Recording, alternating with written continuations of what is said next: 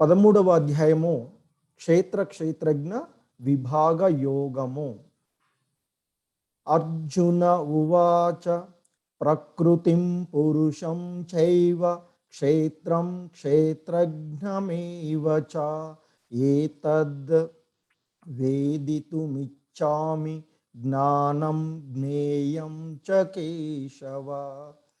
So అర్జునుడు అడుగుతున్నాడు, ఈ విధంగా పలికెను: ఓ కృష్ణ, ప్రకృతి మరియు పురుషుడు అంటే ఆనందించేటువంటి వాడు గురించి, క్షేత్రము మరియు క్షేత్రమును గురించి తెలిసిన వాని గురించి, జ్ఞానము మరియు జ్ఞాన విషయమును గురించి నేను తెలుసుకోవాలి అని అనుకుంటున్నాను అని అర్జునుడు ఆ కృష్ణ భగవానుల వారిని అడగడం జరుగుతుంది. ఇక్కడ ఏంటి? ప్రకృతి మరియు పురుషుడు అంటే ఎవరు, క్షేత్రము మరియు క్షేత్రజ్ఞము అంటే ఎవరు, అలాగే జ్ఞానము జ్ఞాన విషయము జ్ఞేయం అంటే ఏమిటి అను ఆ విషయాలను నేను మీ నుండి తెలుసుకోవాలి అని అనుకుంటున్నాను కృష్ణ అని అడగడం జరిగింది. ఇక దానికి ఆ కృష్ణ భగవానుల వారు సమాధానమిస్తున్నారు.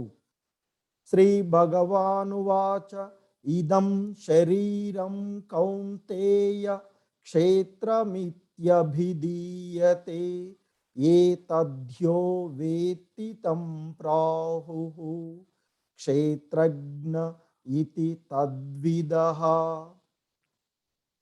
సో శ్రీ భగవానుడు కృష్ణ భగవానుడు పలికాడు, ఇక్కడ సమాధానం ఇస్తున్నారు.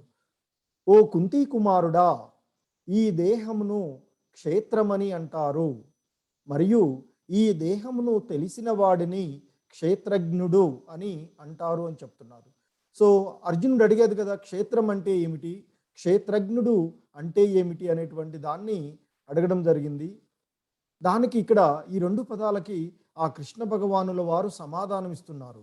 ఓ కుంతీ కుమారుడా అంటే అర్జున, ఈ దేహం ఏదైతే ఉందో దానిని క్షేత్రము అని అంటారు మరియు ఆ దేహమును తెలిసిన వాడు, ఆ దేహమును ఎరిగినటువంటి వాడు ఎవరైతే ఉన్నాడో అతన్ని క్షేత్రజ్ఞుడు అని అంటారు. అంటే సాధారణంగా ఆ దేహంలో ఉండేటువంటి ఆత్మని క్షేత్రజ్ఞుడు అని చెప్పవచ్చు. అదేవిధంగా ఇక్కడ క్షేత్రము అనేటువంటి ఇక్కడ ఈ జీవులకు సంబంధించినటువంటి దేహము, అదేవిధంగా సాధారణంగా ఈ భూమి దీన్ని కూడా క్షేత్రము అని పిలవడం జరుగుతూ ఉంటుంది. సో ఇక్కడ ఆయన అర్జునుడు అడిగినటువంటి దానికి సమాధానంగా క్షేత్రము అంటే దేహము అని, ఆ దేహమును తెలిసినటువంటి వాడిని క్షేత్రజ్ఞుడు అని చెప్పడం జరిగింది. ఇంకా ఆయన చెప్తున్నారు, క్షేత్రజ్ఞం చాపి మాం విద్ధి సర్వక్షేత్రేషు భారత క్షేత్రజ్ఞయో జ్ఞానం యత్తజ్ఞానం మతం మమ. ఓ భరతవంశీయుడా, అన్ని దేహాలలో నేను క్షేత్రజ్ఞుడునని కూడా నీవు తెలుసుకొనవలెను. సో సాధారణంగా ఇంతకుముందు చెప్పారు కదా, దేహము క్షేత్రము అని, ఆ దేహంలో ఉండేటువంటి ఆత్మ, ఆ దేహాన్ని తెలుసుకున్నటువంటి వాడు, ఆ దేహాన్ని ఎరిగినటువంటి ఆత్మ క్షేత్రజ్ఞుడు అని చెప్పారు. ఇక్కడ ఇంకా ఆయన చెప్తున్నారు, అన్ని దేహాలలోనూ క్షేత్రజ్ఞుడుగా నేను ఉన్నాను అని తెలుసుకొనుము. అంటే ఆ పరమాత్ముడు ఎవరి ఆత్మ క్షేత్రజ్ఞుడు కాగా, ఆ పరమాత్ముడు అన్ని క్షేత్రాలలోనూ ఉంటాడు కనుక ఆ పరమాత్ముడు సర్వక్షేత్రజ్ఞుడు అని మనం తెలుసుకోమని చెప్తున్నారు. ఇక్కడ అన్ని దేహాలలోనూ ఉండేటువంటి క్షేత్రజ్ఞుడు ఆ పరమాత్ముడు కనుక ఆయన ఆత్మ పరమాత్మలాగా చెప్పుకున్నట్లుగానే ఆ సర్వక్షేత్రజ్ఞుడుగా ఆ పరమాత్ముడిని మనము తెలుసుకోవాలి అని చెప్తున్నారు. ఈ శరీరాన్ని మరియు దానిని తెలిసిన వాడిని అర్థం చేసుకొనుటయే జ్ఞానము. అంటే ఈ ఆధ్యాత్మిక విషయంలో ఏది దేహము ఏది ఆత్మ అనేటువంటి వాటి గురించి తెలుసుకునేటువంటి విధేయమే ఏదైతే ఉందో, అంటే ఈ శరీరము గురించి, అంటే ఈ క్షేత్రమును గురించి, ఆ క్షేత్రమును తెలిసినటువంటి వాడి గురించి, అంటే ఆ క్షేత్రజ్ఞుడు గురించి తెలుసుకోవడమే జ్ఞానము. ఇది నా అభిప్రాయము అర్జున అని ఆ అర్జునుడికి ఆయన అడిగాడు కదా, జ్ఞానము అంటే ఏమిటి అని కూడా ఇంకొక పదాన్ని కూడా ఇక్కడ ఆయన వివరించడం జరిగింది. సో అన్ని దేహాలలోనూ సర్వక్షేత్రజ్ఞుడుగా భగవంతుడు ఉంటున్నాడు అని చెప్తున్నాడు. అదేవిధంగా ఈ శరీరాన్ని అంటే ఈ క్షేత్రమును మరియు ఆ క్షేత్రమును తెలుసుకున్నటువంటి వాటిని గురించి అవగాహనం చేసుకొనుటయే జ్ఞానము అని నా అభిప్రాయము అర్జున అని చెప్తున్నారు.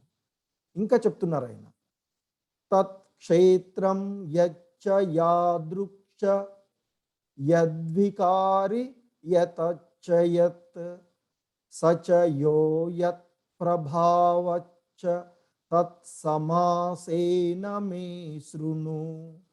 సో ఇంకా చెప్తున్నారు ఆయన, ఇప్పుడు ఈ క్షేత్రము అది ఏర్పాటు చేయబడు విధము, దానిలోని మార్పులు, అది ఎక్కడి నుండి ఉత్పత్తి అయినది, క్షేత్రము తెలిసిన వాడు ఎవరు, అతని ప్రభావాలు ఏమిటో అను విషయాలను నేను వర్ణిస్తాను, చెప్తాను, వినుము అని అర్జునుడికి కృష్ణ భగవానులు వారు చెప్తున్నాడు. అంటే క్షేత్రము అంటే ఈ అన్ని దేహాలు ఏ విధంగా ఏర్పాటు చేయబడ్డాయి, ఆ క్షేత్రం అంటే ఏమిటి, ఆ క్షేత్రము ఏ విధంగా ఏర్పడింది, దానిలో ఏ విధమైనటువంటి మార్పులు కలుగుతున్నాయి, అది ఎక్కడి నుండి ఉత్పత్తి అయినది, మరి ఆ క్షేత్రమును తెలిసినటువంటి వాడు ఎవరు, అతని ప్రభావాలు ఏమిటో అనేటువంటి విషయాలను నేను వర్ణిస్తాను, విను అర్జున అని చెప్తున్నాడు.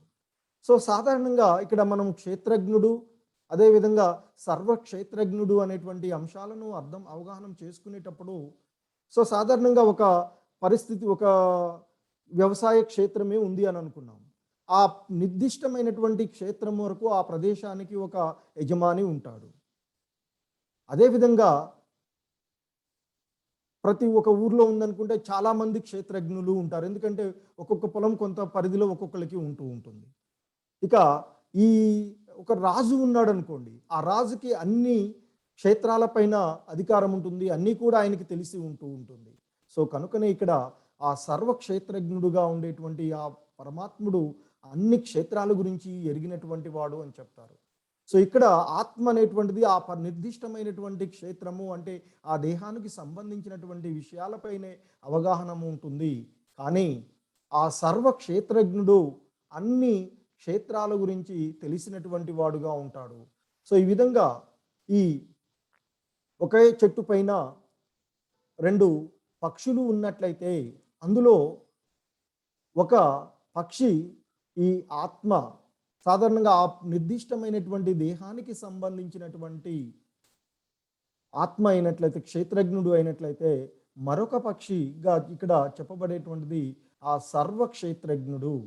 ఇక్కడ ఈ ఆత్మ దేహాన్ని ధరించిన తర్వాత ఇక తన కర్మ ఫలాలని అది అనుభవిస్తూ ఉంటుంది. ఆ భౌతికమైనటువంటి ప్రకృతి ద్వారా దాని యొక్క సంగత్వంలో ఉండడం వలన ఇక అది ఆ విధమైనటువంటి కర్మఫలాలను తను అనుభవిస్తూ ఉంటుంది.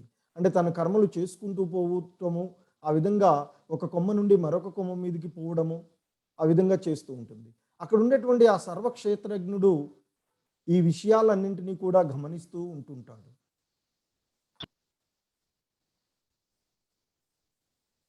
ఇంకా చెప్తున్నారు, ఋషి బిర్బహుదా గీతం ఛందోర్భిర్వివిధై పృథక్ బ్రహ్మసూత్ర పదైశ్చైవ హేతుమద్భిర్వినిశ్చితైః. క్షేత్రము, క్షేత్రజ్ఞుని గురించిన ఆ జ్ఞానము వివిధ వేద గ్రంథములలో పలువురు ఋషులచే వివరించబడినది. ఎన్నో వేద సూత్రాలలో, ప్రత్యేకంగా బ్రహ్మసూత్రాలలో ఇది సహేతుకంగా మరియు హేతుబద్ధంగా వివరించబడినది అని ఆ కృష్ణ భగవానుల వారు ఆయన చెప్పినటువంటి అంశాలని రిఫరెన్స్లు కోట్ చేస్తూ ఉన్నారు. ఆయన ఇక్కడ ఈ క్షేత్రము, క్షేత్రజ్ఞుని గురించినటువంటి జ్ఞానము నేనిప్పుడు నీకు చెప్తున్నటువంటిదే కాదు, దీనిని వేద గ్రంథాలలో కూడా పలువురు ఋషులు చేత ఆ విషయాలు వివరించబడి ఉన్నాయి. ఎన్నో వేద సూత్రాలలో ఈ క్షేత్రము, క్షేత్రజ్ఞుని అనేటువంటి విషయాల గురించి వివరించబడి ఉన్నాయి. ప్రత్యేకంగా బ్రహ్మసూత్రాలలో ఇది సహేతుకంగాను మరియు హేతుబద్ధంగాను వివరించబడి ఉన్నది అర్జున అని చెప్పేసి ఆయన చెప్పేటువంటి అంశాలకి ఆయన రుజువులు కూడా ఆ వేదాలలో కూడా అది ఆ విషయాలు వివరించబడినవి అని ఆ క్షేత్రజ్ఞుల యొక్క విభాగాన్ని గురించి ఆ జ్ఞానం గురించి ఆయన తెలియజేస్తున్నారు. ఇక్కడ అర్జునుడు అడిగినటువంటి ప్రశ్నలు, క్షేత్రం అంటే ఎవరు అంటే ఈ దేహము అని చెప్పడం జరిగింది. అదేవిధంగా క్షేత్రజ్ఞ అంటే ఆ క్షేత్రము గురించి తెలిసినటువంటి వాడు, యజమాని అంటే భోగించేటువంటి వాడు, ఎంజాయర్, అదే పురుషుడు అని చెప్తుంటారు. అదేవిధంగా ప్రకృతి, ఈ భౌతికమైనటువంటి ప్రకృతి. అదేవిధంగా పురుష అంటే భోక్త, ఎవరు దానిని భోగించేటువంటి వారు, ఎవరికి అది. అదేవిధంగా జ్ఞానము, జ్ఞేయము అంటే ఆ జ్ఞానము యొక్క విషయము లేదా ఆ జ్ఞానము యొక్క లక్ష్యము అని అంటుంటారు. సో ఇక్కడ ఆయన అడిగినటువంటి ప్రశ్నలలో ప్రకృతి అంటే ఈ భౌతికమైనటువంటి ప్రకృతి, పురుష అంటే ఆ పరమాత్ముడు, క్షేత్రం అంటే ఈ దేహము, దాన్ని శరీరం, క్షేత్రజ్ఞ అంటే ఆ దేహము ఎరిగినటువంటి వాడు. సో ఎవరి దేహం గురించి వారికి తెలుస్తుంది, అది ఆత్మ. అన్ని దేహాల గురించి తెలిసినటువంటి వాడు పరమాత్మ. సో కాబట్టి ఇక్కడ క్షేత్రజ్ఞ అనేటువంటిది ఆత్మ మరియు పరమాత్మ. సో అందుకనే పరమాత్ముడి మనము సర్వక్షేత్రజ్ఞుడు అని పిలుస్తాం. అదేవిధంగా జ్ఞానం అంటే క్షేత్రము మరియు ఆ క్షేత్రజ్ఞుడు గురించినటువంటి అవగాహనము చేసుకునుటయే జ్ఞానము అని చెప్తూ ఉంటాం. అదేవిధంగా జ్ఞేయం అంటే ఆ సర్వక్షేత్రజ్ఞుడు ఆ పరమాత్ముని మనము జ్ఞేయం అని చెప్పవచ్చు.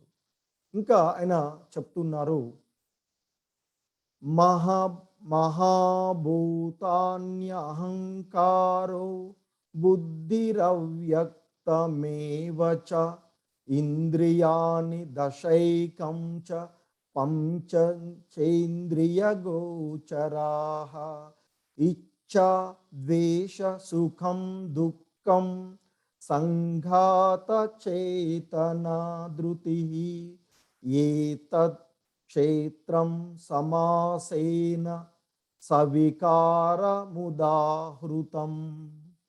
సో ఇక్కడ ఆయన చెప్తున్నారు, ఇక్కడ పంచమహాభూతములు, మిథ్యా అహంకారము, బుద్ధి, అవ్యక్తము, దశ ఇంద్రియములు, అందులో 5 జ్ఞానేంద్రియములు, 5 కర్మేంద్రియములు అని చెప్తారు. మనస్సు మరియు 5 ఇంద్రియ గ్రాహ్య విషయములు, కోరిక, ద్వేషం, ఆనందం, మొత్తం జీవిత లక్షణాలు మరియు నమ్మకాలు, ఇవన్నీ సమగ్రముగా క్షేత్రముగాను దాని అంత ప్రక్రియలుగాను భావించబడతాయి.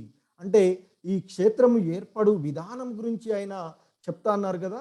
ఈ క్షేత్రం అంతా కూడా ఏ విధంగా ఏర్పడి ఉన్నది, దానిలోని అంశాలు ఏమిటి అనేటువంటి దాన్ని ఆ కృష్ణ భగవానులు వారు చెప్తున్నారు.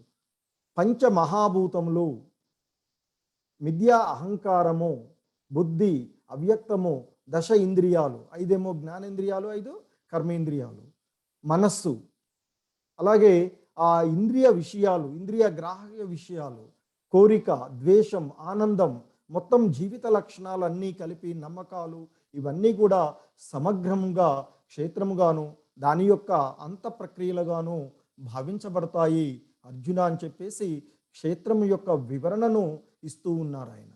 సో ఇక్కడ పంచమహాభూతములు అంటే మనకి తెలిసినటువంటివి భూమి, నీరు, అగ్ని, వాయువు మరియు ఆకాశంని మనము పంచమహాభూతములు అని పిలుస్తుంటాం.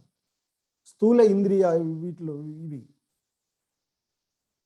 సో వీటిలో ఈ పంచమహాభూతాలు, వాటికి సంబంధించినటువంటి గ్రాహ్యకాలు, భూమి ఉన్నట్లయితే దాని యొక్క గ్రాహ్యకం ఏంటంటే వాసన, భూమి యొక్క ధర్మం. అలాగే నీరు రుచిని కలిగి ఉంటుంది, అగ్ని దృష్టి, వాయువు స్పర్శ, ఇక ఆకాశము ఉన్నట్లయితే శబ్దము. సో ఇవి మొత్తము 10 పంచమహాభూతాలు, వాటి యొక్క ఇంద్రియ గ్రాహ్యకాలు కలిపి 10. అదేవిధంగా సూక్ష్మాంశాలు, ఇవి స్థూల అంశాలు. భూమి, నీరు, అగ్ని, వాయువు, ఆకాశము అనునవి స్థూల అంశాలు. ఇక సూక్ష్మ అంశాలైనటువంటివి మనస్సు, బుద్ధి, అహంకారము అనేటువంటివి స్థూల అంశాలు 3. ఇక జ్ఞానేంద్రియాలు, చెవులు 2 చెవులు, కళ్ళు 2 కళ్ళు, నాలుక, చర్మం మరియు ముక్కు, ఇవి జ్ఞానేంద్రియములు అని చెప్పబడతాయి. ఇక కర్మేంద్రియాలు అంటే జ్ఞానేంద్రియాల ద్వారా మనం అనుభవించేటువంటివి. ఇక కర్మేంద్రియాలు అంటే పనులు చేసేటువంటివి. కంఠము మాట్లాడుతూ ఉంటుంటాం, చేతులు పనులు చేయడానికి, అలా విధంగా కాళ్ళు, అలాగే జననాంగములు మరియు గుదము అనేటువంటి ఈ 5 కూడా కర్మేంద్రియాలు, కర్మలు చేయడానికి ఉపయోగించేటువంటి వాటిని అని చెప్తాము. మరియు మహత్తత్వము, ఈ ప్రకృతి భౌతిక శక్తి యొక్క ఆదిమ స్వరూపము ఏదైతే ఉందో ఇవన్నీ కలిపి ఆ క్షేత్రంగా చెప్పబడి మొత్తము 24 మూలకాలు. సో అంతకుముందు కూడా 24 ధర్మాలు అని చెప్తాం మానవులలో. అదేవిధంగా ఇక్కడ ఈ 24 మూలకాల ద్వారా ఈ క్షేత్రము ఏర్పడింది అని చెప్తున్నారు. సో పంచమహాభూతాలు, వాటి యొక్క ఇంద్రియ గాహకాలు కలిపి 10, సూక్ష్మ అంశాలు 3, 13, జ్ఞానేంద్రియాలు 5, సో మొత్తంగా 18, అలాగే కర్మేంద్రియాలు 5, 23, ఆ తర్వాత మహత్తత్వము అనేటువంటి దాంతో కలిపి మొత్తంగా కలిపి 24 మూలకాల ద్వారా ఈ ప్రకృతి ఏర్పడి ఉన్నది, ఈ క్షేత్రము ఏర్పడి ఉన్నది అని చెప్తారు. సో మహాభూతాలు ఇంతకుముందు అక్కడ చెప్పినటువంటి అంశాలనే ఇచ్చాను ఇక్కడ. సో ఇవన్నీ కలిపి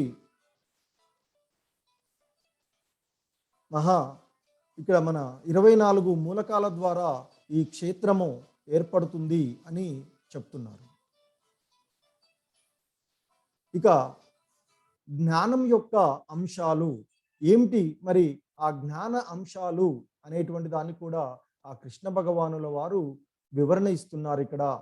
వినయం, గర్వము లేకపోవుట, అహింస, ఓర్పు, సరళత, మంచి ఆధ్యాత్మిక గురువును ఆశ్రయించుట, పరిశుభ్రతను పాటించడము, స్థిరత్వంగా ఉండడము, ఆత్మ నిగ్రహంను కలిగి ఉండడము, ఇంద్రియ భోగ వస్తువులను త్యజించడము, మిథ్యా అహంకారము లేకపోవడము, జన్మ మృత్యు జరావ్యాధుల దోషాన్ని గుర్తించగలగడము, నిర్లిప్తత, పిల్లలు, భార్య, ఇల్లు మొదలైన వాటి బంధనము నుండి విముక్తి, సుఖ దుఃఖ సందర్భాలలో సమచిత్తమును కలిగి ఉండుట, ఆ భగవంతుని ఎడ నిరంతరమైన విశుద్ధ భక్తి, ఏకాంత ప్రదేశంలో నివసించాలని కోరుకోవడము, జనసామాన్యము పట్ల విరక్తి, స్వీయ సాక్షాత్కారం యొక్క ప్రాముఖ్యతను అంగీకరించడము, మరియు పరతత్వపు తాత్విక శోధన, ఇవన్నీ జ్ఞానము. వీటికి అన్యము అయినది ఏదైనా అజ్ఞానము అని నేను ప్రకటిస్తున్నాను అని ఆ కృష్ణ భగవానుల వారు 8వ శ్లోకం నుండి 12వ శ్లోకం వరకు జ్ఞానం యొక్క అంశాలని, క్షేత్రం గురించి చెప్పారు అంతకుముందు. ఆ తర్వాత జ్ఞాన అంశాలు ఏమిటి, జ్ఞానం అనేటువంటిది ఆయన తెలియజేస్తున్నారు.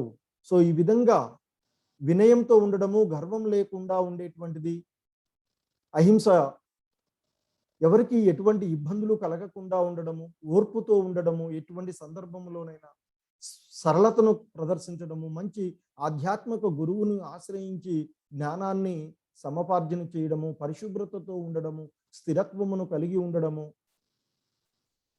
ఇంద్రియ విషయాల పట్ల వాటిని త్యజించడము, ఆత్మనిగ్రహము కలిగి ఉండడము,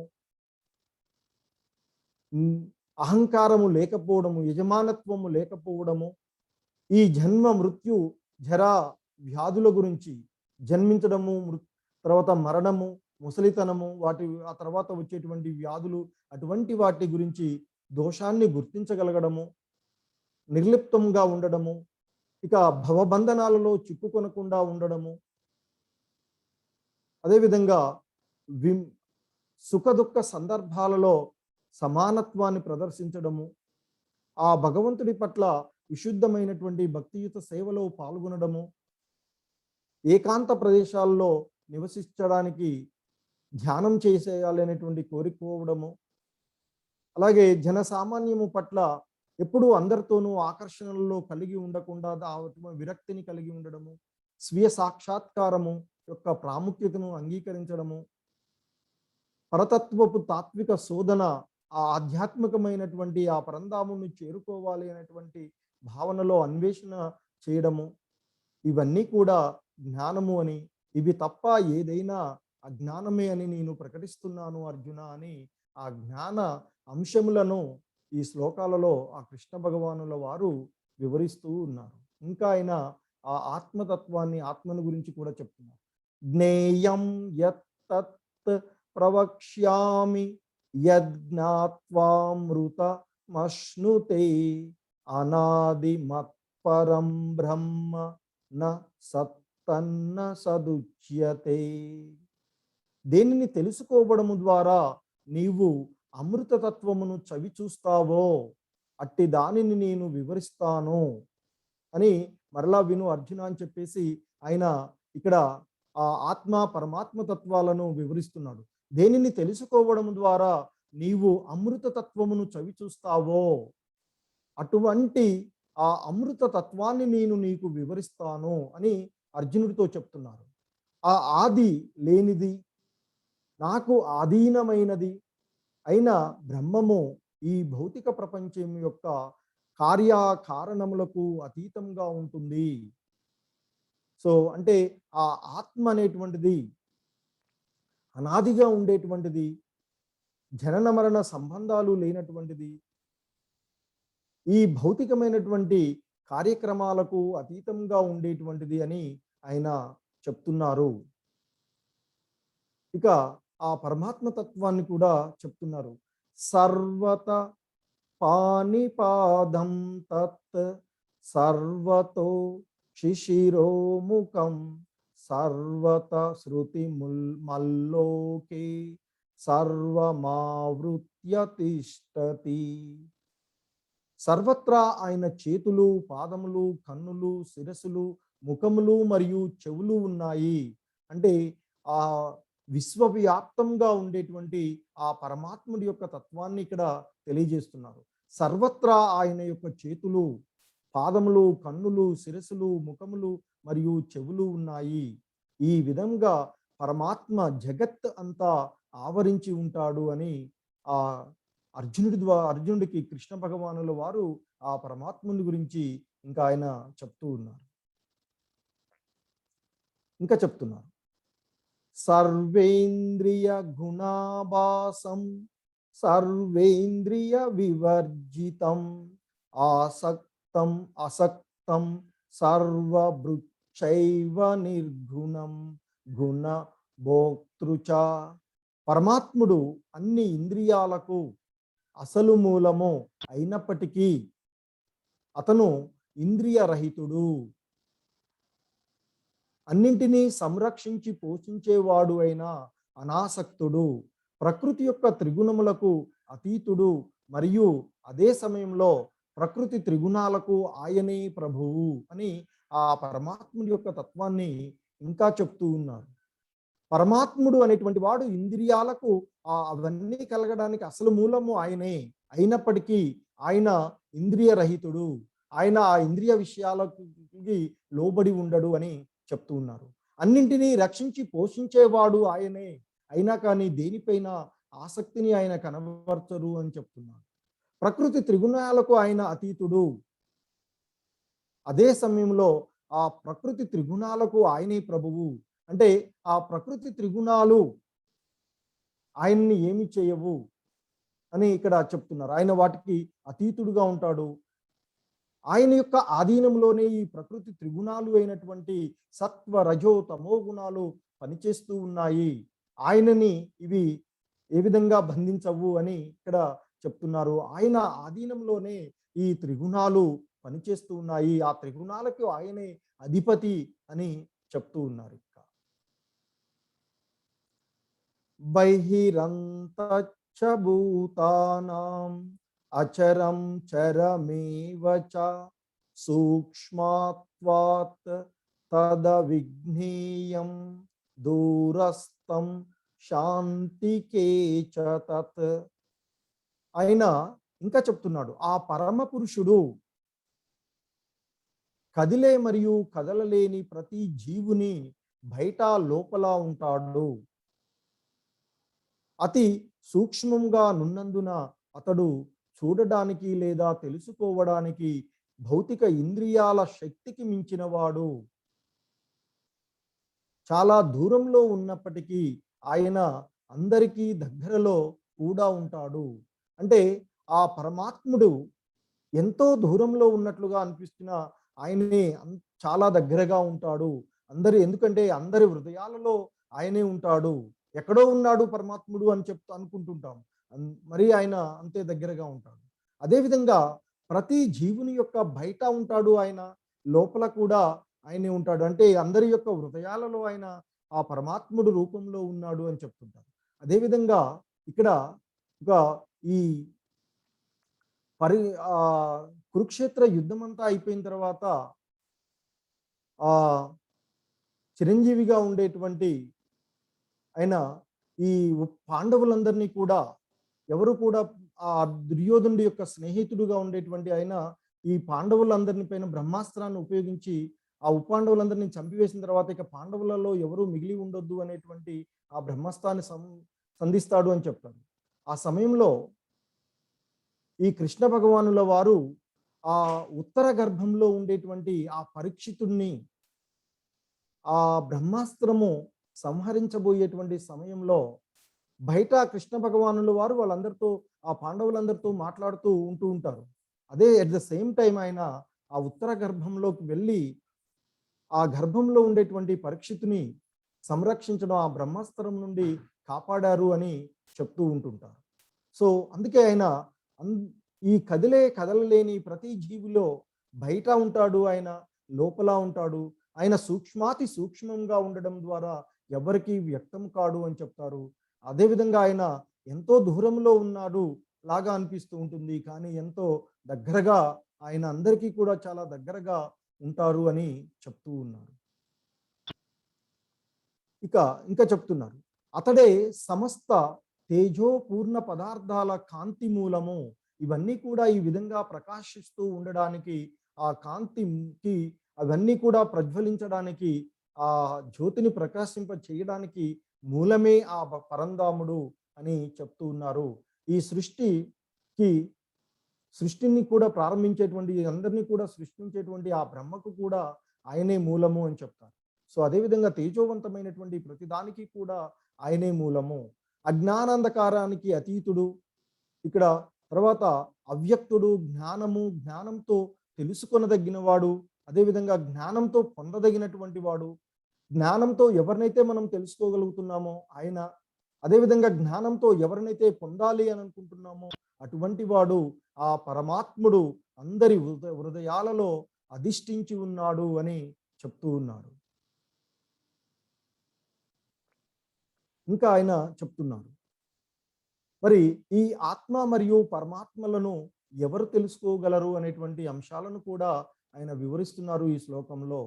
ఇతి క్షేత్రం తథా జ్ఞానం జ్ఞేయం శోక్తం సమాసతః మద్భక్త ఏ తద్విజ్ఞాయ మద్భావాయోపపద్యతే.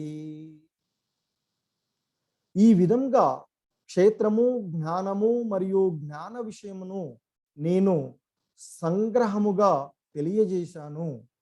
కేవలము నా భక్తులు మాత్రమే దీనిని యథార్థంగా అర్థం చేసుకోగలరు. అలా అర్థం చేసుకున్న పిదప వారు నా దివ్య స్వభావముని పొందుతారు అని చెప్తూ ఉన్నారు ఇక్కడ. సో ఇక్కడ ఆయన మరలా చెప్తున్నారు, నీవు అడిగినటువంటి క్షేత్రము అంటే ఏమిటి, జ్ఞానము అంటే ఏమిటి, ఆ జ్ఞాన విషయాలు అంటే ఏమిటి అనేటువంటి ఆ విషయాల గురించి నీకు సంగ్రహముగా తెలియజేశాను. సో ఈ తెలియజేసినటువంటి అంశాలన్నింటినీ కూడా కేవలము నా భక్తులు మాత్రమే దీనిని యథార్థముగా, అంటే వాస్తవముగా ఏమిటి అనేటువంటిది అర్థం చేసుకోగలరు. అలా అర్థం చేసుకున్నటువంటి నా భక్తులు వారు నా దివ్య స్వభావాన్ని పొందుతారు. అంటే తర్వాత వారు ఆ భగవంతుడి యొక్క దివ్యమైనటువంటి పరంధాముని చేరుకోవడం జరుగుతూ ఉంటుంది అని చెప్తారు. సో ఇక్కడ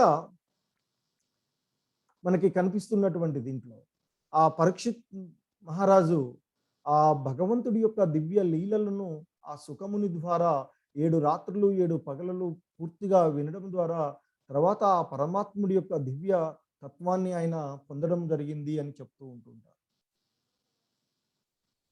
ఇంకా ఆయన చెప్తున్నారు ఇక్కడ, ప్రకృతిం పురుషం చైవ విద్యనాది ఉభావపి వికారాం చ గుణాం చైవ విద్ధి ప్రకృతి సంభవాన్. భౌతిక ప్రకృతి జీవులు రెండూ కూడా అనాది అయినవి, అంటే సనాతనమైనవి, ఎప్పటి నుండో ఉన్నవి అని తెలుసుకోవాలి అని ఆ భౌతికమైనటువంటి ప్రకృతి అదేవిధంగా జీవులు రెండూ కూడా, అంటే క్షేత్రము క్షేత్రజ్ఞులు లాగా ఈ ప్రకృతి భౌతిక ప్రకృతి అలాగే ఆ జీవులు రెండూ కూడా అనాది అయినవి అని తెలుసుకోవాలి. వాటి యొక్క మార్పులు భౌతిక గుణములు కూడా భౌతిక ప్రకృతి నుండి పుట్టినవే. అవి ఆ దేహములో కలిగేటువంటి మార్పులు, ఈ భౌతిక ప్రకృతిలో కలిగేటువంటి మార్పులు ఏవైతే ఉన్నాయో అవన్నీ కూడా ఈ ప్రకృతి గుణాల నుండి ఆ ప్రకృతి నుండి పుట్టినవే ఆ మార్పులన్నీ కూడా అని చెప్తూ ఉన్నారు. సో ఈ ప్రకృతిలో 84 లక్షల జీవజాతులు 84 లక్షల రకాలకు సంబంధించినటువంటి జీవజాతులు ఉంటాయి అని చెప్తూ ఉంటారు. సో కాబట్టి ఆ ఆత్మలు ఈ ఉండేటువంటి జీవులలో ఏదో ఒక దేహాన్ని శరీరాన్ని పొందాలి, క్షేత్రమును పొందాలి అని చెప్తూ ఉంటుంటారు. కార్యకారణ కర్తృత్వే హేతు ప్రకృతి రుచ్యతే పురుష సుఖ దుఃఖానాం భోక్తృత్వే హేతు రుచ్యతే. సమస్త భౌతిక కార్యములన్నింటికి ప్రకృతియే కారణము. ఇక్కడ ఈ భౌతికంగా జరిగేటువంటి ఈ పనులు అన్నింటికీ కూడా ప్రకృతియే కారణము. ప్రకృతి వలనే ఇవన్నీ కూడా జరుగుతున్నాయి. కాగా ప్రపంచమునందలి సుఖ దుఃఖములను అనుభూతి చెందుటలో జీవాత్మయే బాధ్యుడు అని చెప్పబడినది. ఈ ప్రకృతి త్రిగుణాలకు సంగమం ద్వారా ఆ ప్రకృతి త్రిగుణాలతో కలిసి ఉండడం ద్వారా ఆ జీవుడు ఈ ద్వంద్వాలను ఈ ప్రపంచంలో కలిగేటువంటి సుఖ దుఃఖాలు అనేటువంటి ద్వంద్వాలను అనుభూతి చెందుతున్నాడు. ఆ అనుభూతి చెందడానికి బాధ్యుడు ఆ జీవాత్మే అని చెప్తున్నారు. ఆ జీవాత్మ ఈ ప్రకృతి త్రిగుణాలకు బంధితుడు కావడం ద్వారా ఈ ఈ ద్విగుణాలను ఈ ద్వంద్వాలను అనుభూతిలో చెందుతూ ఉన్నాడు. కనుక ఆ ప్రపంచమందలి సుఖ దుఃఖాలను అనుభవించడంలో జీవాత్ముడే బాధ్యుడు అని చెప్పబడింది అర్జున అని చెప్తూ ఉన్నారు. సో అదేవిధంగా ఇంతకుముందు చెప్పుకున్నట్లుగా ఈ ప్రపంచంలో మొత్తంగాను 84 లక్షల వేరు వేరు జీవులు ఉన్నాయి అని చెప్తూ ఉంటారు. ఇవన్నీ కూడా ఈ భౌతికమైనటువంటి ప్రపంచంలో సృష్టించబడినటువంటి జీవులు అని చెప్తూ ఉంటుంటారు. ఇక వాటిలో 9 లక్షల రకాలు నీటిలో నివసించేటువంటి జీవులు ఉన్నాయి అని చెప్తారు. అదేవిధంగా 20 లక్షల రకాలుగా నాన్ మూవింగ్ లివింగ్ ఎంటిటీస్, స్థావర జంగమాలు అని చెప్తున్నాం కదా, స్థిరంగా ఉండేటువంటి కదలలేని జీవులు ఏవైతే ఉన్నాయో అవి 20 లక్షల రకాలుగా ఉంటాయట. అంటే చెట్లు, తర్వాత ఈ మొక్కలు ఇవన్నీ కూడా ఉండే కదలలేకుండా స్థిరంగా ఉండేటువంటి జీవాన్ని కలిగి ఉండేటువంటివి 20 లక్షల రకాలు ఉన్నాయని చెప్తారు. అదేవిధంగా 11 లక్షల రకాలు కీటకాలు సరీసృపాలు ఉన్నాయని చెప్తారు. అలాగే 10 లక్షల రకాలు పక్షులు ఉన్నాయి అని చెప్తారు. 30 లక్షల రకాలు చతుస్పాదులు ఉన్నాయి అని చెప్తారు. అదేవిధంగా 4 లక్షల రకాల మానవ జాతులు ఉన్నాయి. మానవులలో 4 లక్షల రకాలుగా మానవులు ఉన్నారు అని చెప్పబడింది అని చెప్తున్నారు. ఈ ఆధ్యాత్మిక జ్ఞానాల ద్వారా తెలియజేయబడినటువంటి లెక్కలివి. మొత్తంగా జీవులు యొక్క వివిధ రకాలైనటువంటి దేహాలలో 84 లక్షల రకాలుగా ఉంటాయి అని చెప్తుంటారు. ఇంకా చెప్తున్నారు ఆయన, పురుష ప్రకృతిస్థో హి భుంక్తే ప్రకృతి జాన్ గుణాన్ కారణం గుణ సంగోస్య సదసద్యోని జన్మసు. భౌతిక ప్రకృతిలో స్థితమై ఉన్న జీవాత్మ ప్రకృతి త్రిగుణములను అనుభవించు జీవిత మార్గమును అనుసరించును. ప్రకృతి సాంగత్యమే జీవాత్మకు ఉన్నత మరియు అధమ జన్మలకు కారణమవుతుంది. సో ఆయన ఇంకా చెప్తున్నారు ఈ విధంగా, ప్రకృతిలో స్థితమై ఉన్నటువంటి, అంటే ఈ ప్రకృతి త్రిగుణాల యొక్క అధీనంలో ఉండేటువంటి ఆ జీవాత్ముడు ఆ త్రిగుణములను అనుభవించుచు జీవిత మార్గమును అనుసరిస్తూ ఉంటుంటాడు. ఆ ప్రకృతి త్రిగుణాల సాంగత్యం వల్ల తను చేసుకున్నటువంటి కర్మలను అనుసరించి అతడు ఆ ఉన్నతమైనటువంటి దేహాన్ని కానీ లేదా అధమమైనటువంటి దేహాన్ని కానీ మరు జన్మలో పొందడము జరుగుతుంది అని చెప్తారు. ఇక్కడ ఈ ఇచ్చినటువంటి దీంట్లో అడుగున నీటిలో నివసించేటువంటి జీవులు ఏవైతే ఉన్నాయో వాటిని అధమ జీవులు అని చెప్తారు. ఆ తర్వాత క్రమక్రమంగా ఈ విధంగా చూస్తూ ఉన్నట్లయితే మానవులుగా ఉండేటువంటి ఇది ఉన్నతమైనటువంటి జన్మ అని చెప్తారు. మిగతా వాటికి భిన్నంగా ఆలోచన శక్తిని కలిగి ఉన్నటువంటి మానవుల జన్మ అని చెప్తారు. మానవులు ఈ ఉండేటువంటి జీవరాశులన్నింటిలో కూడా ఉన్నతమైనటువంటి వారు అని చెప్పడం జరుగుతూ ఉంటుంది.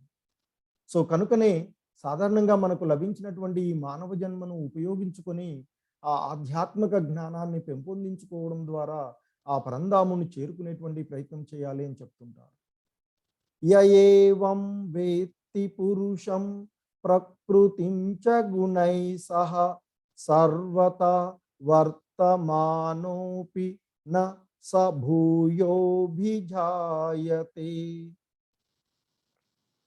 ప్రకృతి జీవాత్మ మరియు ప్రకృతి గుణముల మధ్య సహచర్యములను గురించినటువంటి ఆ యథార్థమును అర్థం చేసుకున్నవారు, అంటే ప్రకృతి, ఆ జీవాత్మ మరియు ఆ ప్రకృతి త్రిగుణాల మధ్య జరిగేటువంటి సంబంధాన్ని, వాటి మధ్య ఉండేటువంటి సహచర్యములను గురించి యథార్థముగా అర్థం చేసుకున్నటువంటి వారు మళ్ళీ ఇక్కడ పుట్టరు.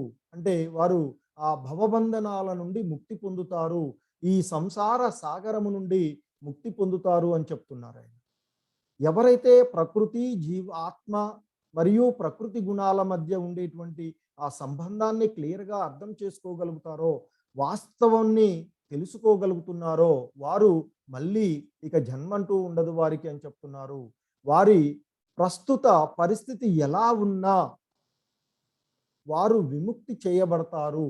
అంతకుముందు కూడా చాలాసార్లు చెప్పారు, ఎటువంటి భేదాలు లేకుండా నన్ను ఎవరైతే భక్తితో కొలుస్తూ ఉంటారో వారికి నన్ను చేరుకునేటువంటి అవకాశాన్ని కల్పిస్తున్నానని అన్నారు. అదే మాదిరిగా ఆ పరంధాముడి యొక్క తత్వాన్ని అర్థం ఎవరైతే అవగాహన చేసుకోగలుగుతారో, వాస్తవాన్ని తెలుసుకోగలుగుతున్నారో అటువంటి వారికి వారి యొక్క పరిస్థితులకు సంబంధం లేకుండా వారిని ముక్తి పొందించి వారి భవబంధనాల నుండి విముక్తి చేయబడతారు అని చెప్తున్నారు.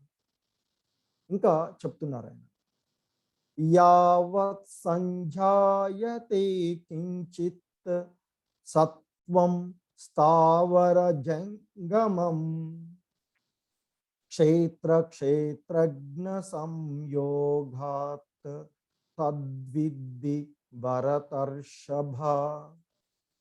ఓ భరతవంశీయులలో శ్రేష్ఠుడా, నీవు చూసు సమస్త చరాచర ప్రాణులు, అంటే కదలలేనటువంటి ప్రాణులు ఈ క్షేత్రము మరియు క్షేత్రజ్ఞుడి యొక్క కలయిక వలనే ఉన్నాయి అని తెలుసుకోము. అంటే ఈ కనిపించేటువంటి ఈ జీవులన్నీ కూడా కదలలేనటువంటి జీవులు ఏదైతే ఉన్నాయో, ఈ 84 లక్షల రకాలైనటువంటి జీవజాతులు ఏదైతే ఉన్నాయో అవన్నీ కూడా ఈ దేహము, అదేవిధంగా క్షేత్రజ్ఞుడు ఆత్మ పరమాత్ముల యొక్క కలయిక వలననే ఉన్నాయి. ఆ కలయిక ద్వారానే అవి ఉనికిలోకి వస్తున్నాయి అని తెలుసుకోమని చెప్తున్నారు. సో అది తెలుసుకున్నటువంటి వారికి ఆ జ్ఞాన చక్షువులు, జ్ఞాన నేత్రాల ద్వారా అది అవగాహనమవుతుంది. అది అర్థం చేసుకున్నటువంటి వారు ఈ భవబంధనాల నుండి ముక్తి పొందవచ్చు అని కూడా చెప్తున్నారు. ఇంకా చెప్తున్నారు ఆయన, సమం పశ్యన్ హి సర్వత్ర సమవస్థితమీశ్వరం నహి నస్త్యాత్మనాత్మానం తతో యాతి పరాం గతిం. సర్వత్రా సమముగా ఉన్న పరమాత్మను, అంతటా కూడా వ్యాపించి ఉన్నటువంటి ఆ పరమాత్మను, అన్ని జీవులలోనూ వ్యాపించి ఉండేటువంటి ఆ పరమాత్మను ప్రతి ప్రాణిలో చూసేవారు తమ మనసుచే తమను తామే దిగజార్చుకోరు. అంటే ఎప్పుడు కూడా ఎవరైతే ఆ పరమాత్ముడు అందరి హృదయాలలో ఉన్నారు, అంతటా వ్యాపించి ఉన్నాడు ఆ పరమాత్ముడు అని ఎవరైతే తెలుసుకుంటారో అటువంటి వారు ఇక ఎప్పుడూ కూడా వారు అధమగతికి చెందరు. ఎప్పుడు వారు పురోవృద్ధి చెందుతూనే ఉంటుంటారు, ఆ పరంధామును చేరుకుంటారు అని చెప్తున్నారు. ఈ విధంగా వారు ఆ పరమ పదమును చేరుతారు. ఆ విధమైనటువంటి అందరినీ కూడా సమదృష్టితో చూడగలిగేటువంటి తత్వాన్ని ఎవరైతే అలవర్చుకుంటున్నారో వారు ఇక తమ అంటే అధమగతి పాలు కారు అని చెప్తున్నారు. ఎప్పుడు కూడా వారు పురోభివృద్ధి చెందుతూనే ఉంటారు. చివరికి ఆ పరంధాముడి యొక్క దివ్యధామాన్ని చేరుకుంటారు. వారు చివరికి ఆ పరమపదాన్ని చేరుకుంటారు అని చెప్తూ ఉన్నారు. ఇంకా చెప్తున్నారు ఆయన, యథా ప్రకాశయత్యేకః కృత్స్ననం లోకమిమం రవిః క్షేత్రం క్షేత్రీ తథా కృత్స్నం ప్రకాశయతి భారత. ఓ భరత ఓ భరతవంశీయుడా, ఎలాగైతే ఒక్క సూర్యుడే సమస్త సౌర కుటుంబమును ప్రకాశింపచేయునో అలాగే ఒక్క ఆత్మయే మొత్తం శరీరమును ప్రకాశింపచేయును అని ఆ ఆత్మ ఈ దేహంలో ఏ విధంగా చైతన్యాన్ని తెలియపరుస్తుందో అది మనకి వివరిస్తున్నారు ఆయన.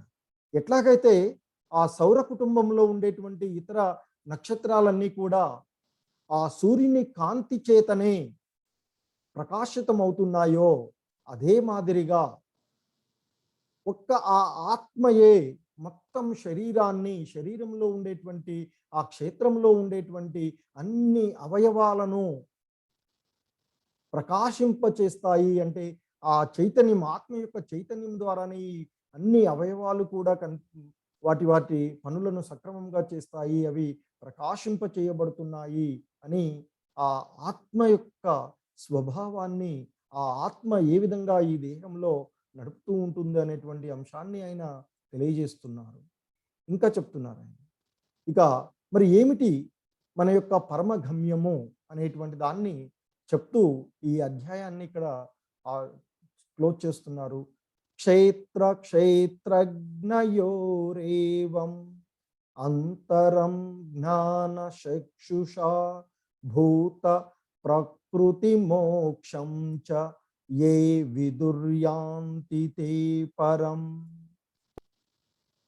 దేహము అంటే దేహమునకు, ఆ క్షేత్రమునకు, ఆ దేహము నెరుగు క్షేత్రజ్ఞుడకు గల భేదమును జ్ఞాన చక్షువులచే గమనించి భౌతిక ప్రకృతి నుండి విముక్తి పొందే పద్ధతి తెలిసిన వారు పరమపదమును చేరుకుంటారు. సో మరి ఆ పరమపదాన్ని చేరుకోవడమే ఆ ప్రతి జీవుడి యొక్క అంతిమ గమ్యము అని, పరమ గమ్యము అని చెప్తున్నారు. మరి ఎవరు ఆ పరమగమ్యాన్ని చేరుకోగలరు, ఎవరు ఆ పరమగమ్యము ఏమిటి, ఎవరు చేరుకోవాలనేటువంటి అంశాన్ని కూడా ఆయన చెప్తున్నారు. ఏంటి అంటే ఇక్కడ దేహమును ఎరిగినటువంటి క్షేత్రజ్ఞుడుకు గల భేదమును, అంటే దేహానికి ఆత్మకి, ఈ శరీరానికి ఈ ఆత్మకి ఉండేటువంటి మధ్య ఉండేటువంటి భేదాన్ని తెలుసుకోగలగడము. మరి ఎలా తెలుస్తుందంటే జ్ఞానం పెంపొందించుకోవడం ద్వారా, ఆ జ్ఞాన చక్షువుల ద్వారా ఆ భేదాన్ని గమనించి, అదేవిధంగా భౌతిక ప్రకృతి నుండి, ఈ ప్రకృతి త్రిగుణాల నుండి ఎవరైతే ముక్తి పొందుతున్నారో, ఆ పద్ధతిని ఎవరైతే తెలుసుకుంటారో, ఈ ప్రకృతి త్రిగుణాలను ఎవరు అధిగమించగలుగుతారో వారు ఆ పరమ పదాన్ని చేరుకుంటారు అని చెప్తూ ఈ అధ్యాయాన్ని ముగిస్తున్నారు. హరే కృష్ణ. సో కాబట్టి ఆ జ్ఞానాన్ని పెంపొందించుకోవడానికి మనమందరము కూడా ఈ కలియుగంలో మనందరికీ ఉండేటువంటి అవకాశము ఆ పరంధాముని యొక్క నామాన్ని జపించడము. హరే కృష్ణ కృష్ణ కృష్ణ హరే హరే, హరే రామ రామ రామ హరే హరే అని ఆ పరంధాముని నిరంతరము ధ్యానించడం ద్వారా ఆ జ్ఞానతత్వాన్ని పెంపొందించుకోవచ్చు అని చెప్తుంది.